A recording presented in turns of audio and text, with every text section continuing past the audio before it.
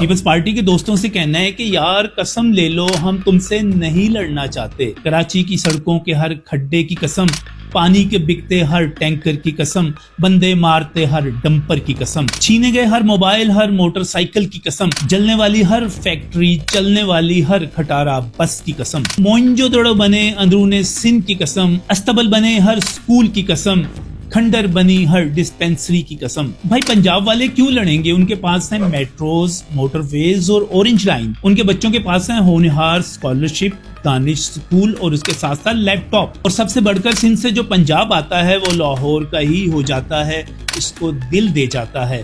پشاور, کراچی, حیدرآباد, سکھر سے جو پنجاب آتا ہے یہیں رہ جاتا ہے. ممتاز صنعت کار ایس ایم منیر اور ان کی فیملی کو دیکھ لیجئے, تابش ہاشمی کو سن لیجئے. ویسے تو کراچی کا رہنے والا ہوں, وہیں پلا بڑا, سندھ میں ہی رہا زندگی بھر, اور وہاں سے اس لیے موو کر گیا کیونکہ وہاں پہ امن و امان کی حالت تھوڑی خراب ہے اور یہ سب کو پتہ ہے پاکستان. لیکن پنجاب میں اور لاہور میں خاص طور پہ میں اپنے بچوں کے ساتھ جب باہر نکلتا ہوں تو میں بہت محفوظ فیل کرتا ہوں.